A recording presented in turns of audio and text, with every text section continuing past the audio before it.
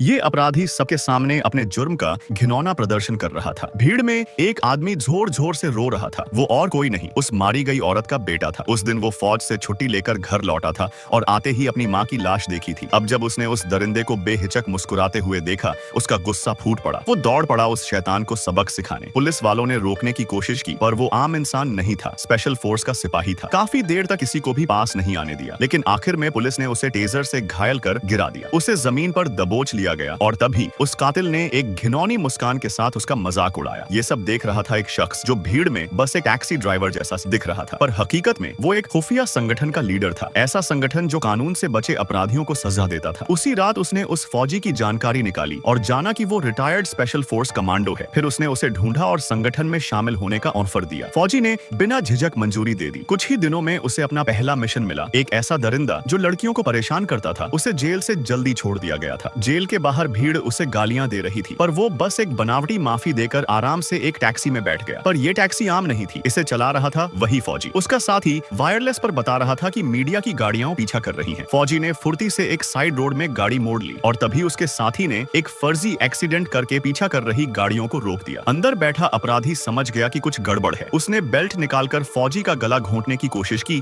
पर फौजी ने उसे एक ही हाथ से काबू में ले लिया। वो लात मार रहा था, चीख रहा था, पर अगले ही पल उसकी टांग में एक पेन घुस चुका था। फौजी ने उसका ट्रैकिंग डिवाइस निकाला और फिर एक टनल में घुस गया। टनल के अंदर एक हूबहू दिखने वाली दूसरी टैक्सी पहले से खड़ी थी। फौजी ने उसे सामान और डिवाइस थमाया, फिर अपनी टैक्सी एक गैराज में ले गया, जहां टीम ने फटाफट टैक्सी के सारे निशान मिटा दिए। नाम, नंबर प्लेट सब बदल गया। रिपोर्टर पास से निकल गए, पर उन्हें भनक तक नहीं लगी कि वो टैक्सी अब एक आम काली कार बन चुकी थी। रात को उस लीडर ने खुद उस असली टैक्सी को शहर के बाहर ले जाकर पेट्रोल डालकर जला दिया। आग की लपटों में उस दरिंदे का हर सबूत राख हो गया और उधर वो अपराधी अब एक लोहे के पिंजरे में बंद था, जहां उसे मिलेगा वो दर्द जो उसने दूसरों को दिया था। क्या तुम्हें लगता है कि इस तरह का कोई संगठन असल दुनिया में होना चाहिए?